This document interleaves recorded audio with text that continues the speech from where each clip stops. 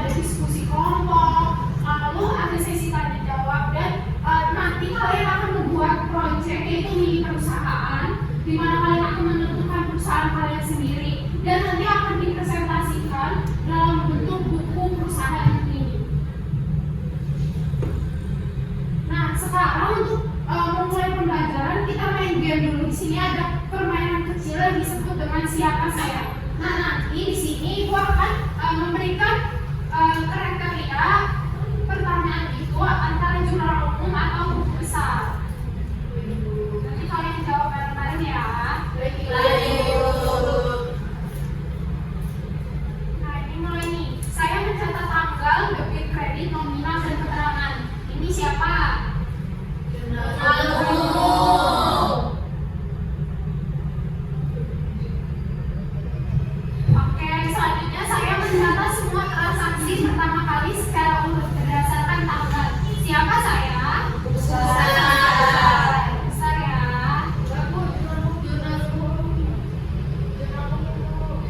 ya. Jadi yang mana ini?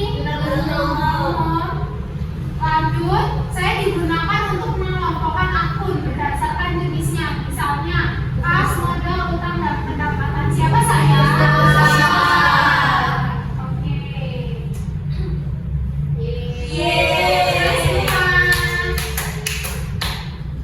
Oke, pintar-pintar semua ya. Iya, Bu. Oke, kita lanjutkan ke materi. Nah, di sini ada definisi jurnal umum. Jurnal umum adalah buku pertama tempat mencatat semua transaksi keuangan perusahaan secara berurutan. Mulai dari ada tanggal transaksi, lalu ada akun yang berpengaruh, nominal, debit, kredit, dan keterangan transaksi. Artinya jurnal umum ini seperti buku harian. Semua transaksi pertama kali dicatat di jurnal umum ini. Nanti jurnal umum inilah yang nantinya akan kita pindahkan ke buku besar.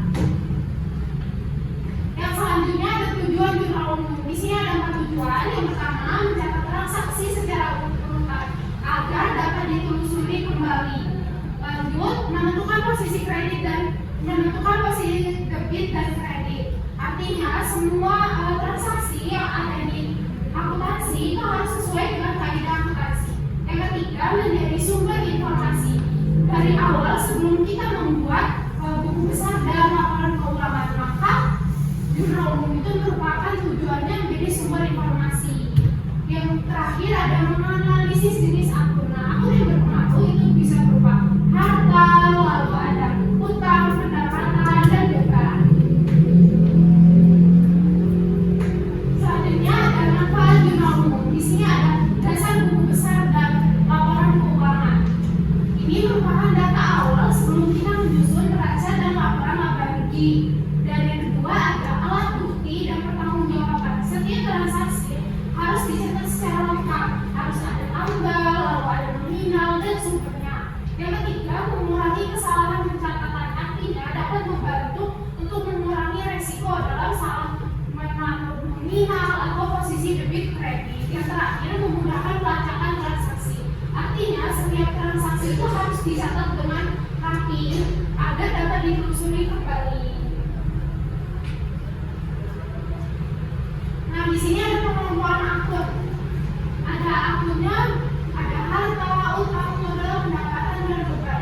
Ketika harta bertambah, maka berada di sebelah debit. Ketika berkurang, berada di sebelah kredit. Oke, ketika hutangnya bertambah, berada di sebelah mana? Kredit. Kalau berkurang di sebelah debit. Oke, kalau modal bertambah di sebelah debit. Ayo, ketika pendapatan bertambah di sebelah debit. Ketika berkurang di sebelah debit. Ketika bebannya bertambah di sebelah debit. Oke. Nah, di sini kita masuk ke contoh transaksi. Yang pertama, pada tanggal 1 Januari pemilik menyetorkan modal secara tunai sebesar 10 juta. Pada tanggal 3 Januari membeli peralatan kantor sebesar 2 juta secara tunai, dan pada tanggal 5 Januari membayar hutang listrik sebesar 300.000. Kita masuk ke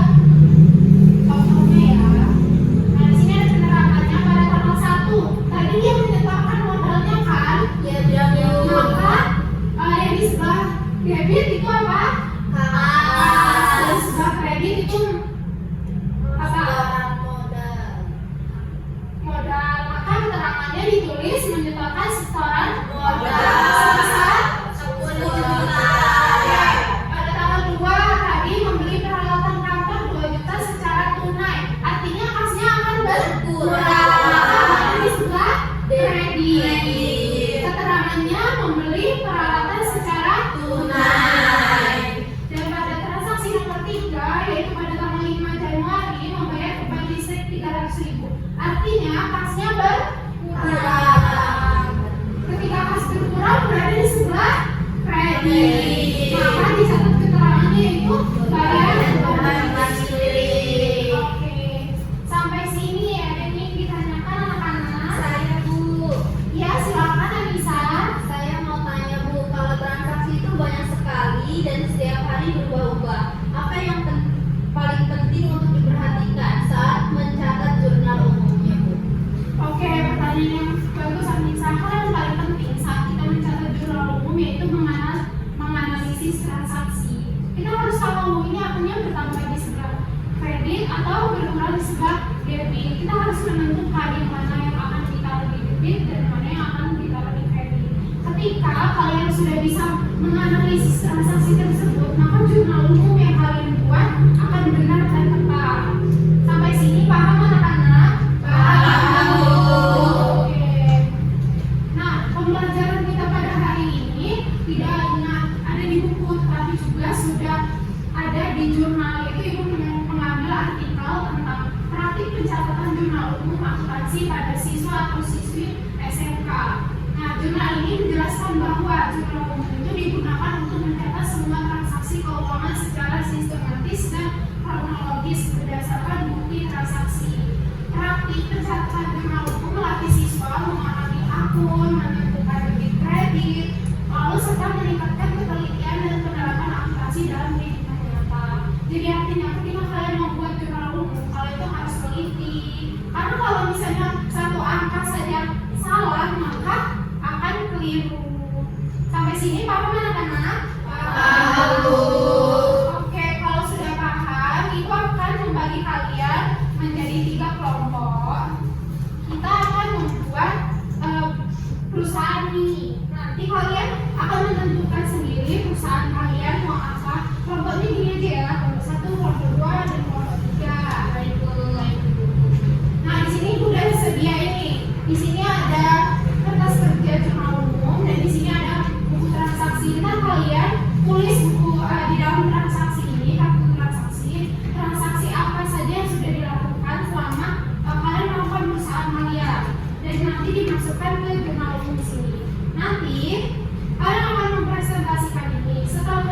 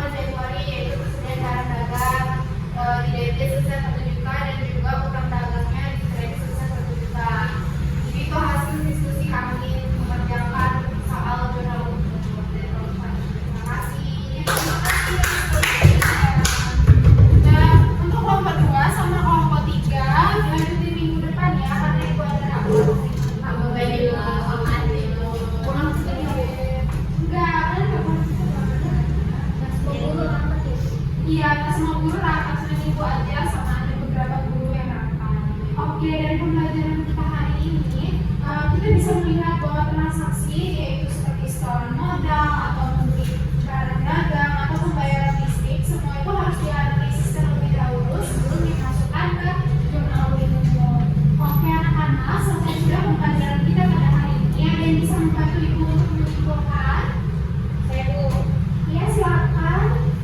hari ini kami belajar bahwa jurnal umum itu adalah tempat pertama mencatat semua transaksi keuangan secara kronologi. Setiap transaksi itu harus ditulis dengan akun debit dan kredit agar pencatatan rapi dan tidak salah Bu. Iya, benar sekali Sakina.